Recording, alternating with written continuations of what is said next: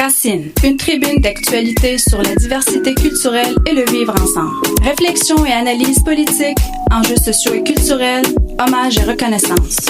À tous les mercredis matins de 8h à 9h avec Mohamed Baroun, en direct du 102.3 FM.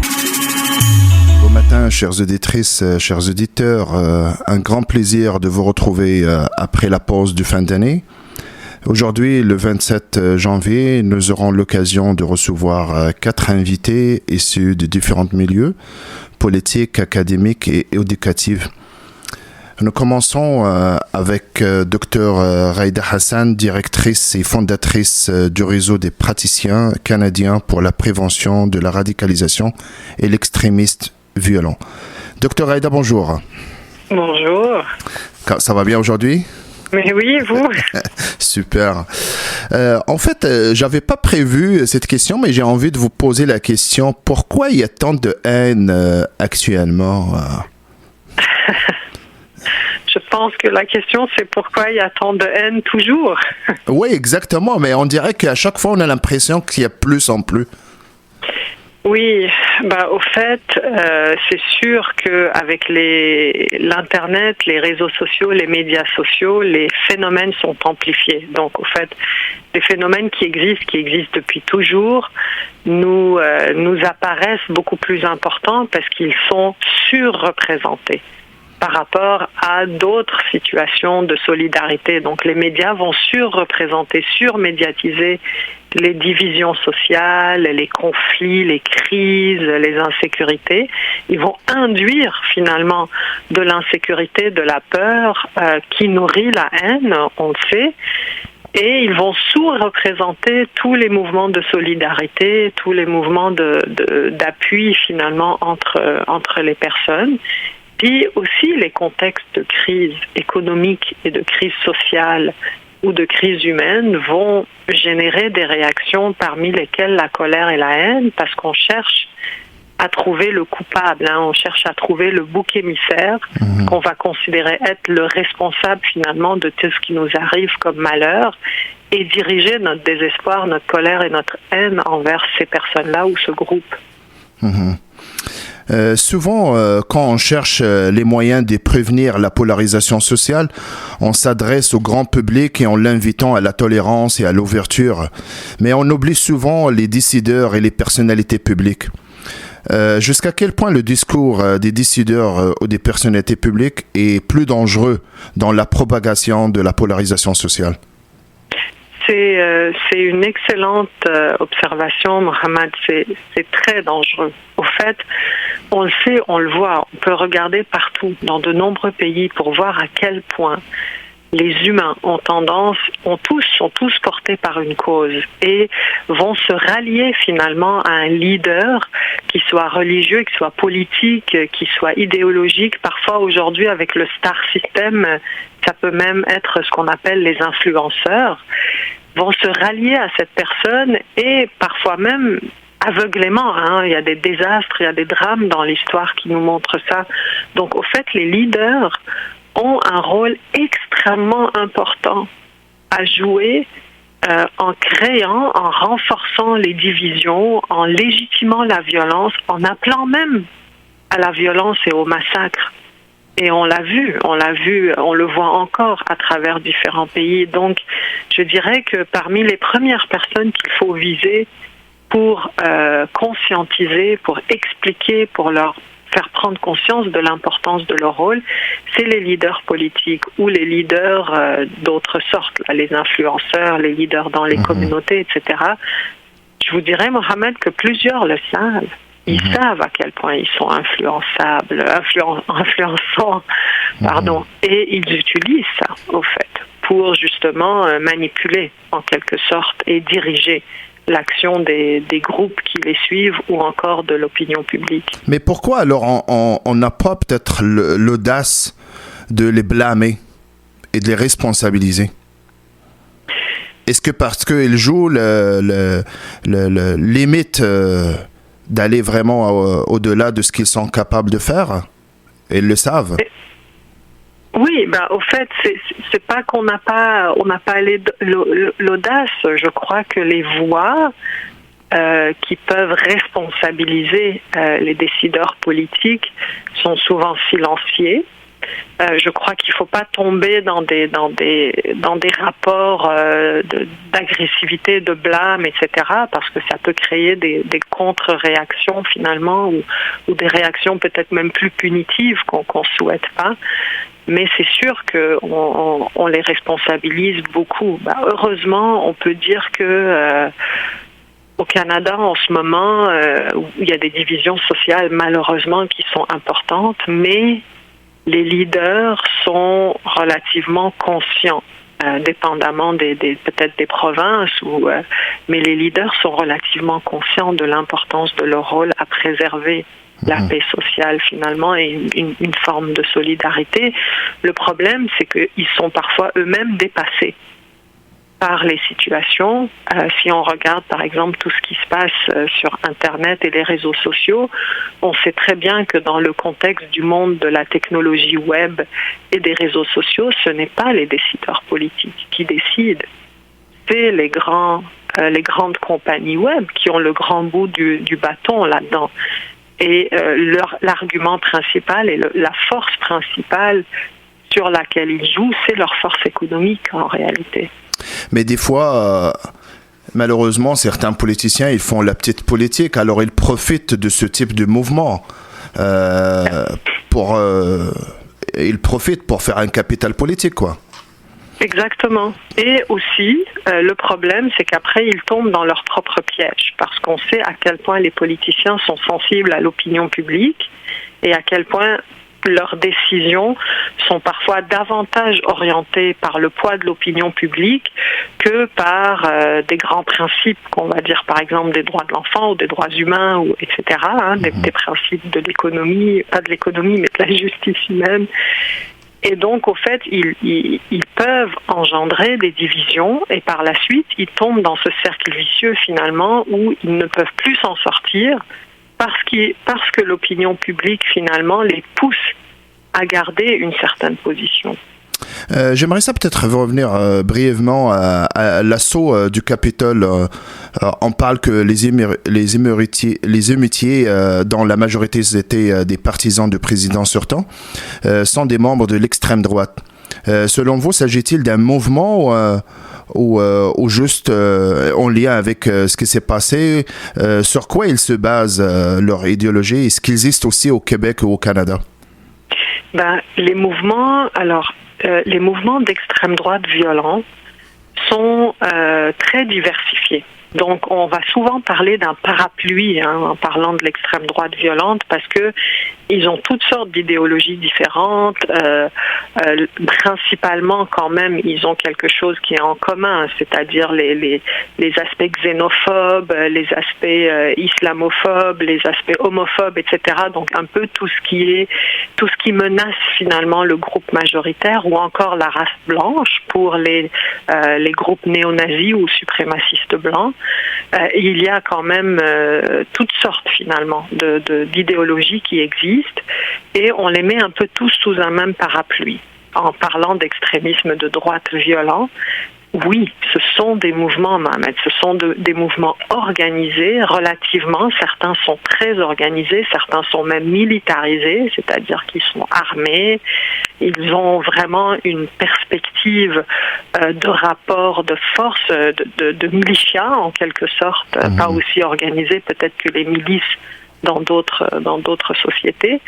Et d'autres sont pas très organisés, plutôt chaotiques, ils vont se défaire, etc. Le Canada a toujours eu des mouvements d'extrême droite violents. L'extrême droite violente, le racisme, c'est pas nouveau au Canada. Heureusement, son ampleur est moins grande qu'aux États-Unis en ce moment, peut-être en raison de la population de notre pays, mais surtout aussi en raison, je dirais, du rôle du leader politique ou des leaders politiques, qu'on peut quand même pas comparer à Trump, et à quand même certains acquis sociaux que nous avons qui stabilisent, en tout cas qui créent minimalement une forme de justice sociale pour tous et toutes, qui ne crée pas, qui ne favorise pas des conditions socio-économiques qui peuvent mener finalement à l'émergence de toutes sortes de mouvements extrêmement divisifs. Est-ce que la radicalisation au Québec, il a une orientation, ou bien il est plutôt associé à un groupe en particulier ou une communauté en particulier? Non, pas du tout. Je pense qu'un des problèmes majeurs de la question de la radicalisation violente lorsqu'elle a émergé, c'est qu'elle a politiquement et pour des raisons politiques et idéologiques malsaines, ciblé et ostracisé des communautés en particulier, notamment les communautés musulmanes. Il faut complètement sortir de ce stigma, de cette ostracisation et de ce grand préjugé et même de cette grande manipulation idéologique et politique. La radicalisation violente et l'extrémisme violent existent sous toutes ses formes. Et aujourd'hui, je dirais que la forme la plus principale qui existe au Canada, ce sont les mouvements d'extrême droite violents, ce sont les mouvements profondément misogynes également, qui menacent et qui ont menacé d'ailleurs le Canada, la paix sociale et la sécurité, on va dire, de manière beaucoup plus importante que les formes d'extrémisme islamiste ou qui empruntent finalement la religion de l'islam et qui l'utilisent finalement pour des buts extrémistes ou des buts violents. Ça ne veut pas dire que ça n'existe pas, bien sûr, mais ça veut dire que finalement l'extrémisme violent et la radicalisation violente touchent il ne faut pas penser en termes à l'appartenance ethnique ou l'appartenance religieuse de la personne, pas du tout. Il faut plutôt penser c'est quoi l'idéologie, parce que dans ces groupes-là, on trouve finalement des gens de toutes sortes de communautés ethnoculturelles, on va dire en guillemets, de toutes sortes d'âges, de toutes sortes de genres. Donc il faut vraiment qu'on s'en sorte là de cette affaire de préjugés dans la compréhension de la question de la radicalisation violente. On va parler maintenant de la prévention dans un contexte de confinement et de restrictions sanitaires. Comment les jeunes qui n'ont pas de perspectives positives pour l'avenir peuvent soutenir la violence et comment surtout s'assurer d'avoir un bon plan de prévention pour ces jeunes? Mais au fait, je pense que, en effet, il y a un risque qui est accru. Je vous dirais que mon inquiétude à moi, c'est plus le risque pour la détresse, le sentiment d'isolement, de solitude, la frustration, la colère, de pas pouvoir finalement mener une vie normale là pour les jeunes qui ont beaucoup besoin de l'école, des loisirs, de leurs pères, de leurs amis, on le sait. Ce qui les met plus à risque, c'est qu'ils peuvent passer donc plus de temps détachés du monde réel, en quelque sorte, et un peu sur Internet, et pour les plus fragiles d'entre eux, finalement, adhérer ou être attirés par ce type de discours, d'images qui existent et qui circulent sur Internet. Donc au niveau de la prévention, le maintien du contact avec l'école, ça demeure une des premières choses et les plus importantes. Maintenant, au niveau des jeunes, il faut faire des programmes de prévention qui leur apprennent à avoir un regard critique vis-à-vis de tout ce qu'ils voient, tout ce qu'ils lisent finalement dans les médias, et je dirais pas juste les jeunes, mais les moins jeunes également. Dans le quotidien, il est très important que les grandes sœurs, les frères, les parents puissent quand même garder un certain contact finalement et être au courant de ce qui se passe avec leurs jeunes, de ce à quoi ils sont exposés, parce que dans cette situation, on sait que la famille la plus proche ou les personnes les plus proches sont les plus à même de détecter, en quelque sorte, de voir si leur père ou leur enfant ne va pas très bien et de demander de l'aide. Maintenant, il existe de l'aide. Donc, pour les gens qui se demandent quoi faire, là, puis qui ont besoin de soutien, à ce niveau-là plus particulièrement, ou qui ont besoin de renseignements, ils peuvent aller sur le site web du RPC Prève.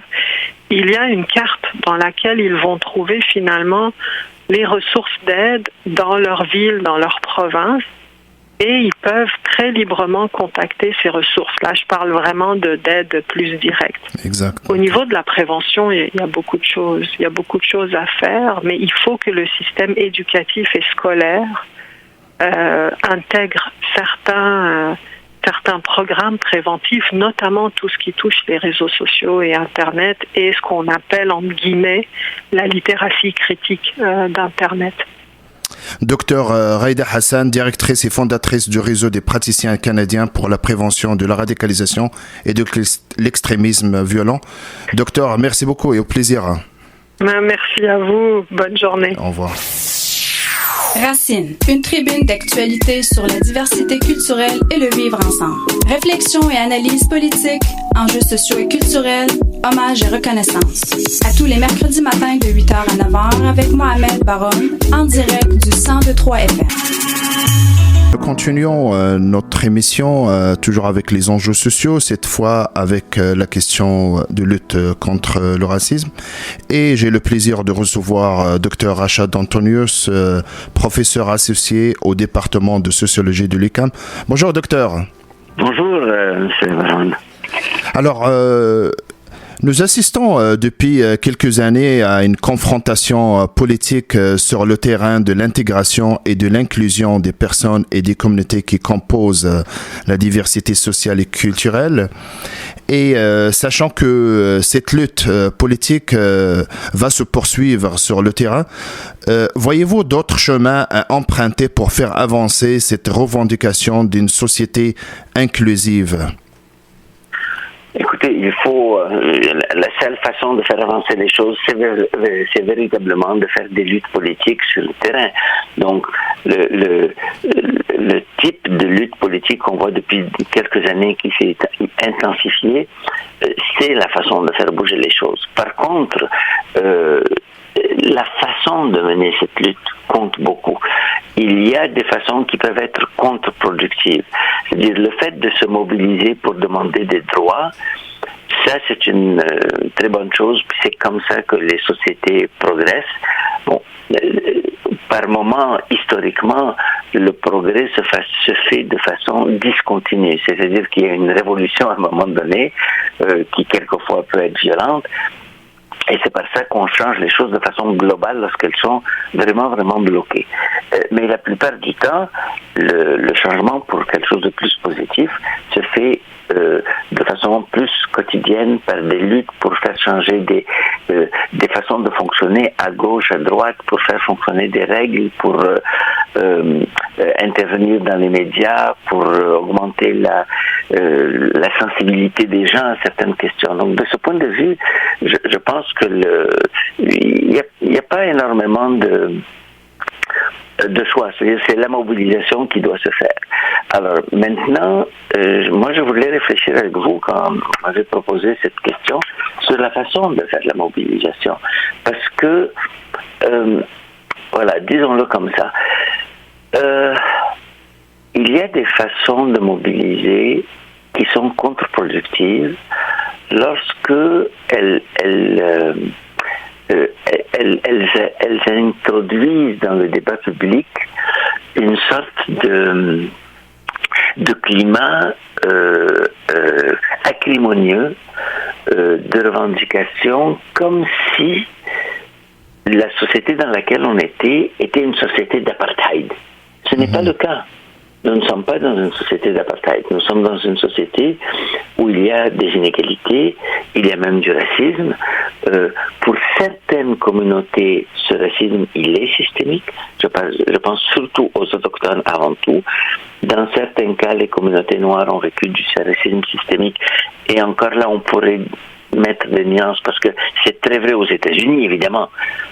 Toute l'économie des États-Unis a été construite sur l'esclavage. La richesse est accumulée à travers l'esclavage comme élément important. Pas la seule raison, mais un élément important.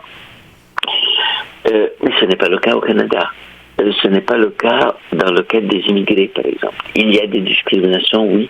On pourrait dire que les discriminations sont systémiques. Le racisme, je ne pense pas qu'il le soit.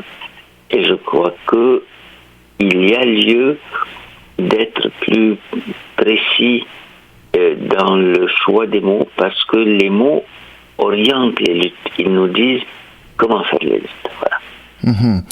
Voilà. là, il y a toujours en fait un relais politique au pouvoir. Est-ce que la société civile peut constituer une alternative aux opportunismes politiques? C'est toujours important une société civile parce que la société civile, dans tous les contextes qu'on connaît, que ce soit au Québec, au Canada, aux États-Unis ou même dans nos pays d'origine, les pays arabes, les logiques étatiques ont leurs limites, ont leurs contraintes et leurs conséquences quelquefois négatives. Et la société civile est un peu le contre-pouvoir de l'État. C'est à travers la société civile qu'on peut mettre des limites ou des freins aux exagérations et au dérapage, je peux dire, qu'on peut voir dans le pouvoir des États. Si les États n'ont pas d'opposition, il y a des dérapages autoritaires. Et l'opposition n'est pas seulement une opposition politique au Parlement. L'opposition doit être aussi dans la société, et c'est ça la société civile.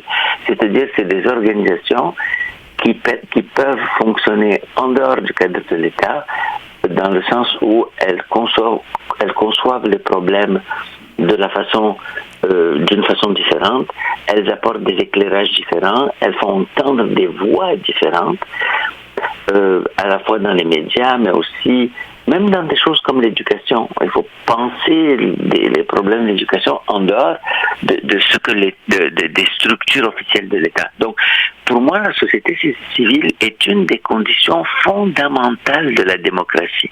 Il ne peut pas y avoir de démocratie réelle sans qu'il y ait une société civile, c'est-à-dire des organismes qui regroupent des gens, qui agissent en dehors des logiques de l'État et pour contrer quelquefois les politiques de l'État. De ce point de vue, c'est très important et c'est très sain. Par ailleurs, la société civile a elle aussi ses problèmes. Quelquefois, on voit dans la société civile des gens dont la logique est une logique électorale, même s'ils ne sont pas dans l'État. Ils essayent d'augmenter leur base sociale, les gens qui les approuvent, et pour cela, ils vont faire de la surenchère dans les demandes ou dans les critiques qu'on fait au système. Et donc, je pense qu'il nous est demandé en tant que citoyens une vigilance permanente. On doit être des activistes, on doit demander des changements, on doit lutter pour les inégalités sociales et en même temps, on doit le faire avec une certaine rigueur en se demandant est-ce que notre évaluation d'une situation est bien la bonne. Et c'est pour ça, si vous me permettez, j'ouvre une petite parenthèse vers autre chose. Vous savez, ça fait très, très, très longtemps que je suis au Québec, ça fait des années que je suis dans les milieux militants de la société civile, et on a un double rôle, les gens qui sont dans ce milieu. Il y a des militants, il y a des universitaires, il y a des gens qui sont les deux. Et je crois qu'il ne faut pas confondre les deux rôles. C'est très important de militer pour la justice sociale et c'est très important aussi de garder une certaine distance de ce que nous-mêmes on fait, que notre travail universitaire nous permet de garder cette distance-là pour regarder de façon critique la façon dont on fait les luttes. Et je crois que c'est important ce point de distanciation par rapport à nos propres luttes. Est-ce que, si je comprends bien, maintenant, si on est engagé dans le mouvement de justice sociale, est-ce que c'est mieux de rester fidèle à cette ligne-là et de ne pas embarquer dans l'autre côté de l'appareil? Non, pas du tout. C'est pas ça. Non, au contraire, il faut être. L'autre côté, il y a deux aspects à l'autre côté.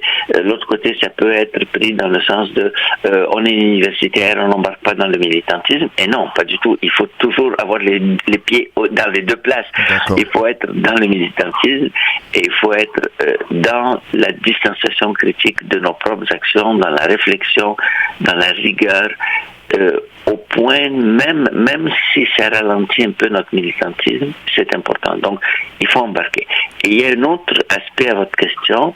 est-ce que si on est dans la société civile, est-ce qu'on peut embarquer dans l'appareil de l'État? Moi, je pense que oui, c'est important aussi qu'il y ait des gens qui fassent ce passage.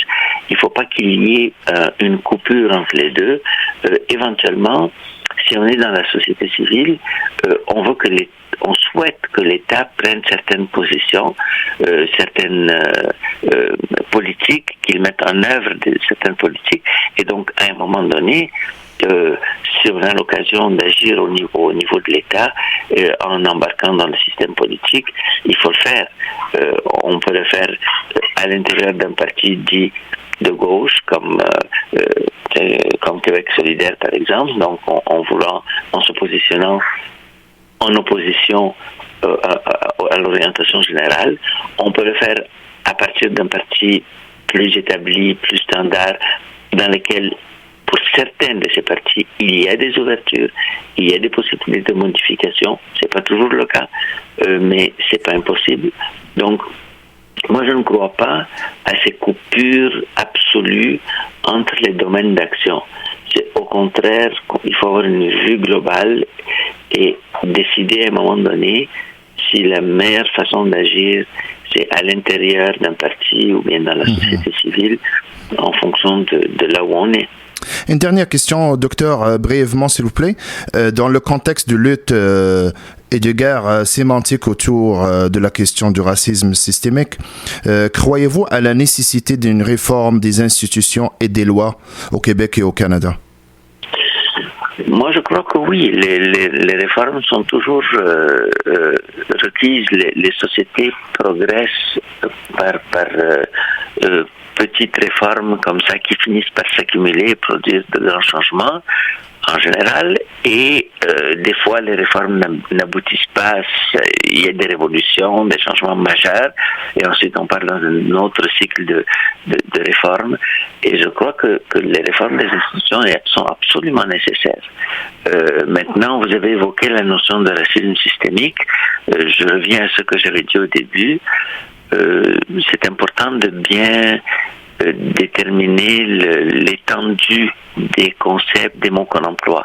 Je pense qu'il est clair qu'il y a un racisme systémique envers les autochtones, qu'il y a des discriminations systémiques envers les immigrants.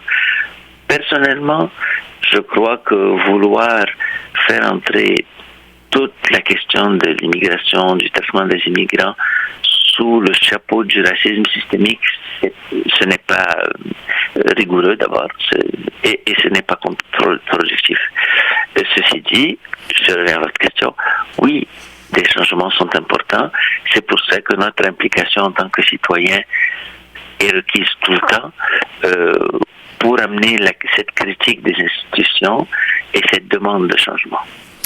Dr Rachad Antonius, professeur associé au département de sociologie à l'UQAM. Merci, au plaisir. Merci, Mohamed, au plaisir de vous revoir. Racine, une tribune d'actualité sur la diversité culturelle et le vivre ensemble. Réflexion et analyse politique, enjeux sociaux et culturels, hommage et reconnaissance. À tous les mercredis matins de 8h à 9h avec Mohamed Baroun, en direct du 102.3 FM. De retour à l'émission, après avoir reçu des académiciens pour nous parler de la lutte contre le racisme et de l'inclusion, mais cette fois, j'ai le plaisir de recevoir Mme Jennifer McCanron, députée de Westmount-Saint-Louis à l'Assemblée nationale, porte-parole de l'opposition officielle en matière de la diversité et de l'inclusion. Bonjour, Mme McCanron. Bonjour, ça va bien? Oui, de votre côté? Très bien, merci. Alors, le groupe, on avait parlé avant les fêtes de travail de groupe d'action contre le racisme qui a finalement présenté juste avant les fêtes son rapport. Quelle est votre lecture des mesures proposées dans ce rapport? Je dirais, c'est sûr, après une longue grossesse, ils ont accouché, mais avec une absence d'un cadre budgétaire pour la réalisation de 25 actions qui sont annoncées. Et malheureusement, on n'a pas de politique nationale. Alors, je dirais que l'exercice est incomplet. Il nous manque un échéancier, il nous manque un peu du concret, le plan. On connaît rien des moyens. Il n'y a pas de balise et il faut pas oublier qu'il n'y a aucune mention du racisme systémique. Alors, on ne sait pas quels groupes ont été consultés. Il y a eu, dans le fond, très peu de consultations des personnes concernées sur le terrain. Qu'il s'agisse vraiment seul. Il agit seul, sans faire appel aux partenaires, ni des oppositions. Nous avons tendu la main. Moi-même, j'ai tendu la main en juin quand le groupe était mis en place pour dire que je trouvais que c'était un sujet dont nous devrions travailler d'une façon transpartisane. Ils ont refusé.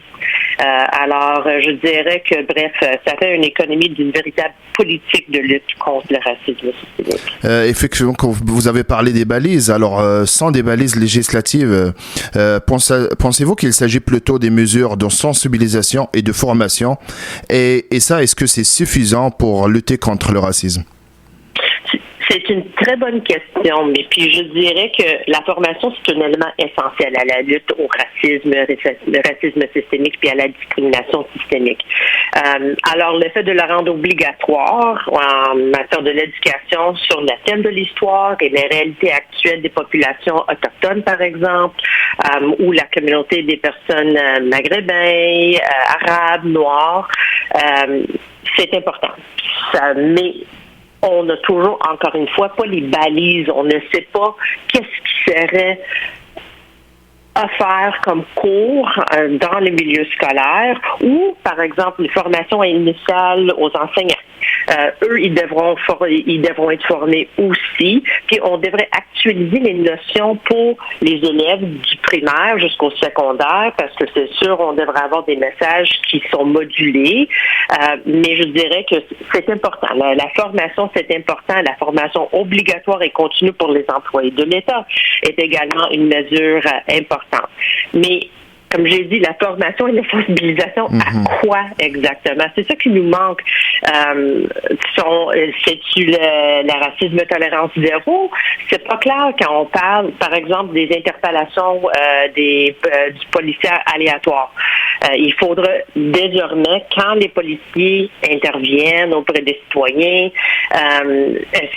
c'est quoi un soupçon raisonnable? C'est quoi un fait observable? Je pense qu'il nous manque beaucoup de détails par rapport à le plan d'action, on sait qu'il y a 13 actions, il y a 13 recommandations, 12 actions. Il nous manque vraiment le concret pour savoir comment nous pouvons aller vers l'avant. Mais est-ce que c'est suffisant pour répondre à votre question? Je dirais que non. Il n'y a aucune mention de corriger les situations de discrimination en subissant notamment la fonction publique québécoise à la loi sur l'accès à l'égalité en emploi. Je sais que c'est une grande déception pour plusieurs groupes que moi-même j'ai consulté, entre autres aussi pour le CDTDG qui l'ont mentionné parmi leurs recommandations. En fait, vous avez parlé de déception. Il nous manque ce qui est vraiment précis. Comme le gouvernement dit qu'eux-mêmes, ils vont respecter cette loi, ils se donnent 5 ans. Mais on n'a aucune idée. Il n'y a pas de précision sur quel taux qu'on veut atteindre ou avec quelle mesure. C'est 13% de la population qui représente actuellement les minorités visibles, mais ils font partie seulement de 6% du secteur public. Alors, on a du travail à faire. Quelle est, selon vous, la valeur ajoutée de la nomination d'un sous-ministre responsable de la lutte contre le racisme si le gouvernement n'admet pas l'existence du racisme systémique? Bon, ben ça aussi, je pense que c'est une très bonne question, mais je crois que il y a de la valeur à nommer un ministre responsable parce que c'est sûr ça peut nous donner une personne responsable de la mise en action de leur plan. Alors, d'avoir un ministre que moi-même, quand je serai au Salon Bleu, je pourrais y poser des questions, on pourrait y talonner. Par Par contre, puis en plus, je dirais, on peut toujours demander de quel réel pouvoir de cette personne il y aura, parce qu'on n'a toujours pas d'annonce du budget. On n'a aucune idée de l'influence transversale que ce ministre, quand lui ou elle sera nommé, aura, surtout quand on parle d'une inertie systémique. Il y a beaucoup de gens qui ont évoqué lors du dépôt du rapport puis des recommandations, le gouvernement nie qu'il y a du racisme systémique, mais il offre quand même des recommandations qui sont systémiques en nature. Alors, je dirais que c'est clair que le gouvernement doit se donner une mission de combattre le racisme systémique. Il va de l'avenir de la nation. C'est une bonne chose de nommer un ministre, mais ça va être très intéressant de savoir ce serait qui, puis ce serait quoi le mandat actuel. Un autre angle de l'exclusion, en fait, c'est l'itinérance. Le décès d'un itinérant autochtone dans une toilette chimique a semé la consternation chez les acteurs qui œuvrent auprès des sans-abri. Comment peut-on, comme société, favoriser la cohabitation sociale avec les personnes en situation d'itinérance et éviter des drames comme celle-là? Oui, c'est tellement triste, l'histoire de M. Raphaël. Je dirais que c'est un cycle classique. D'une part, les gens qui vivent dans la rue valorisent la liberté. La liberté d'aller et venir comme bon leur semble, de fréquenter leur partenaire, d'avoir accès à leur bien personnel, d'avoir une intimité, d'avoir un animal de compagnie, de ne pas se faire poser trop de questions lorsqu'on met le pied dans le pas de la porte. Si on veut, s'ils sont intéressés à aller dans une refuge, par exemple.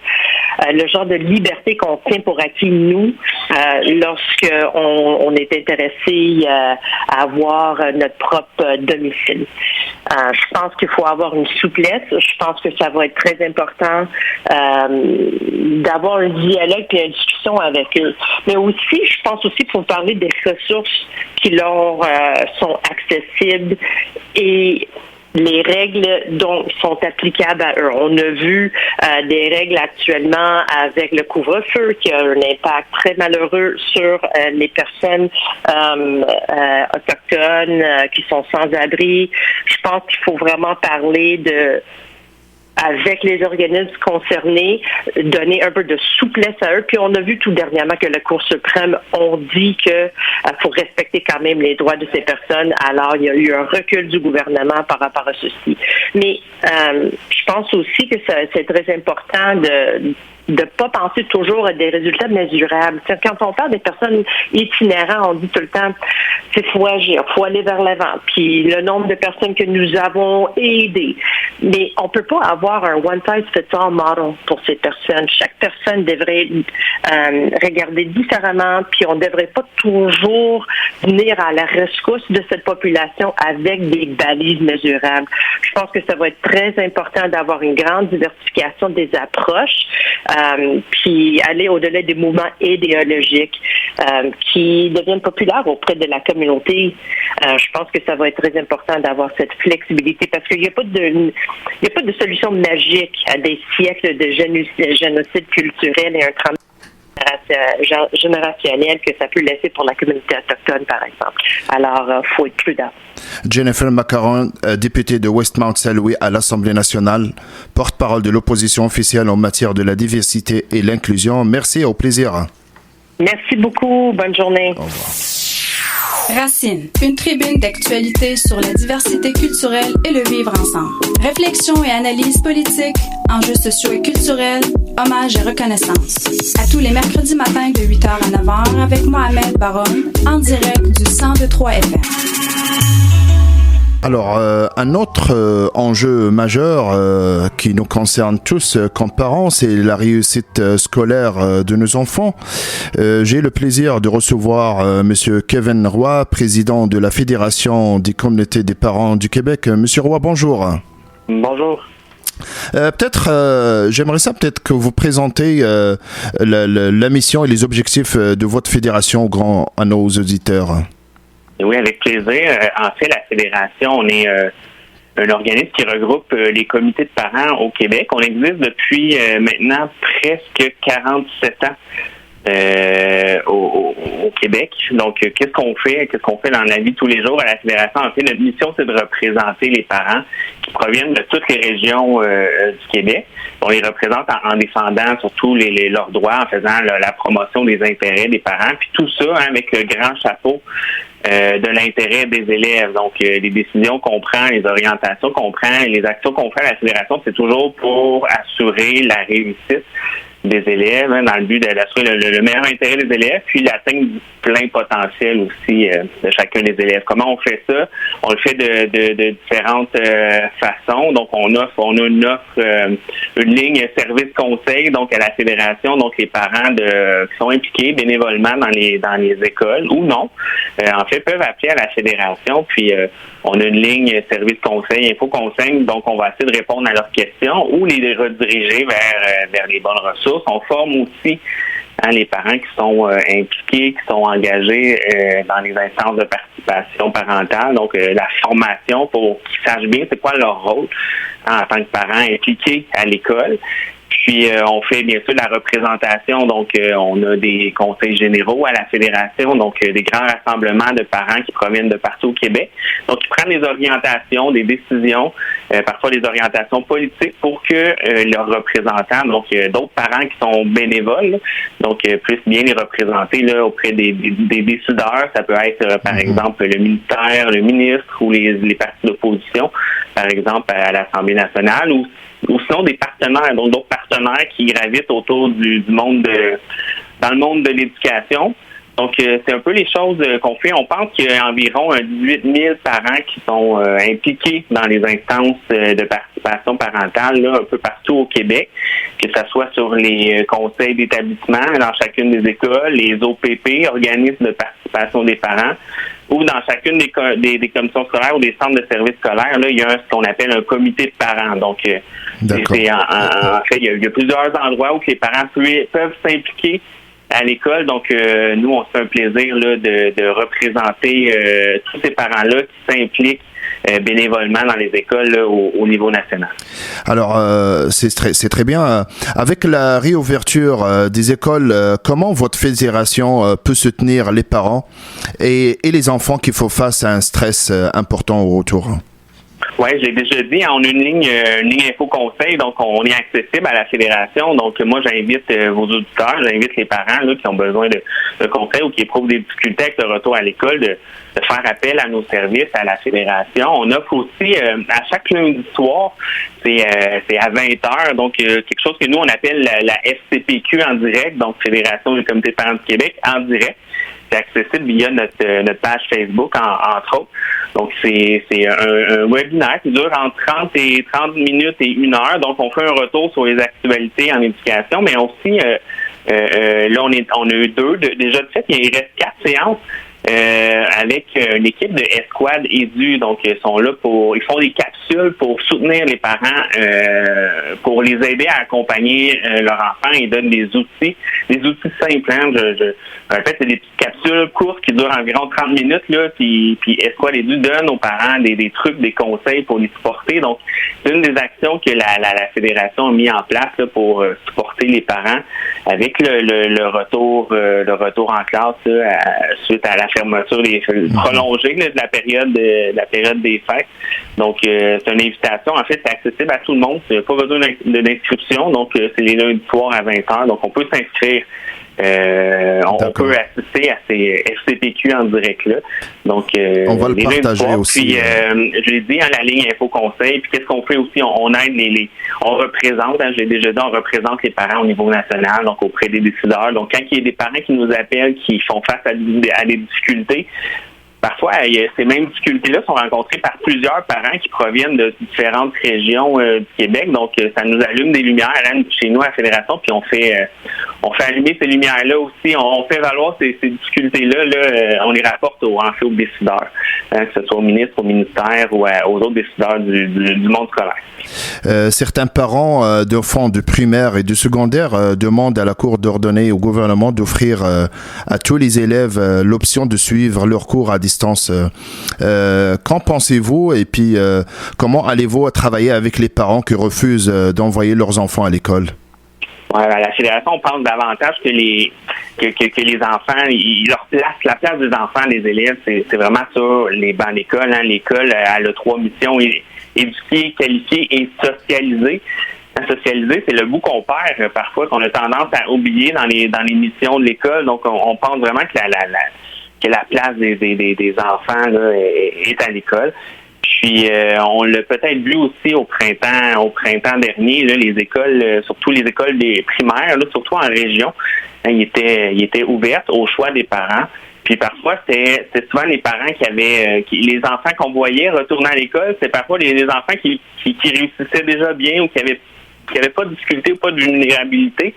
Puis les enfants qui avaient plus de difficultés, c'était sûr que ceux-là qui restaient souvent à la maison. Donc, ceci étant dit, là, on comprend quand même que les parents ont quand même un choix là, présentement, les parents. Les parents peuvent retirer leur enfant d'école puis faire l'école à la maison. Donc, nous, on n'empêche pas ça. Là, c'est un choix qui existe présentement pour les parents. Donc, les parents ont le choix soit de retourner à l'école ou soit de les garder à la maison puis de faire l'école à la maison. Et pour ceux qui font ce choix-là, là, il y a même une association là, pour les parents qui font l'école à la maison qui existe, donc qui sont là pour supporter les parents qui font ce choix-là. Le président de la Fédération du personnel de l'enseignement privé a adressé un message au ministre de l'Éducation de ne pas annuler la semaine de relâche. Qu'en pense la Fédération sur l'idée d'annuler la semaine de relâche? Ouais, moi je pense pas. Avec ce que j'entends, là, ce que j'ai entendu cette semaine là, de la part du réseau scolaire, là, je veux pas ce que j'entends, c'est que la semaine sera probablement pas annulée. Mais ce qui est certain chez nous à la Fédération, là, nous on pense que c'est un choix local, c'est un choix qui devrait appartenir à chaque centre de service scolaire. Ça devrait pas être une décision qui soit prise au niveau national, puis imposée par la suite dans les milieux. Chaque milieu a vécu des choses différentes là, avec la pandémie. Certains milieux, je pourrais prendre par exemple la région métropolitaine n'a pas eu les mêmes impacts de la pandémie que par exemple la région de la Côte-Nord ou des îles de la Madeleine. Donc, pour ce qui est d'annuler ou non la semaine de relâche, je pense vraiment que ça devrait être une décision qui soit prise dans chaque milieu. Puis bien sûr, cette décision-là doit pas être prise par les décideurs là, tout seuls dans leur bureau. Là, ce qu'ils font habituellement, puis ce que nous, on demande, c'est que ces décisions-là soient prises en consultant les gens du monde de l'éducation, les équipes écoles, les directions d'école, puis bien sûr les parents. Puis c'est même inscrit dans la loi de l'instruction publique que les calendriers scolaires sont adoptés par chacun des centres de services scolaires après consultation du comité de parents. Donc, à ce niveau-là, nous, on pense vraiment que si on doit annuler la semaine de relâche, là, on doit consulter, avant de prendre une décision, on doit consulter chacun des comités de parents dans chacun des centres de services scolaires au Québec. Donc voilà, c'est un peu ça notre position. Puis dans tous les cas, s'il n'est pas annulé, là, s'il y a encore une semaine de relâche, ben je pense qu'on pourrait peut-être profiter pour certains parents ou certains jeunes, certains enfants, là, puis de manière non obligatoire, on pourrait peut-être profiter de cette semaine-là pour peut-être essayer de rattraper un peu le retard. On sait qu'une semaine, c'est pas très long, mais il y a eu des programmes là, qui ont été annoncés par le gouvernement, entre autres du tutorat.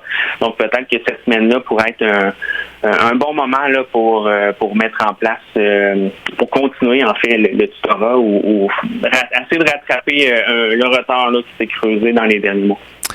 Comment les acteurs politiques et éducatifs, comme vous d'ailleurs, peuvent profiter de la pandémie pour faire un plan de relance de l'école publique et du système éducatif au Québec?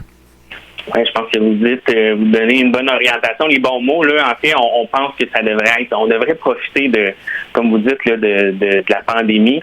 Un peu comme je fais un parallèle là, avec l'économie, là, on entend beaucoup d'intervenants dire dans les médias qu'il faut profiter de la fermeture des commerces ou de la fermeture de l'économie, en guillemets, pour faire un plan de relance puis revoir comment on va faire un plan de relance différent pour relancer l'économie. En éducation, ça devrait être la même chose.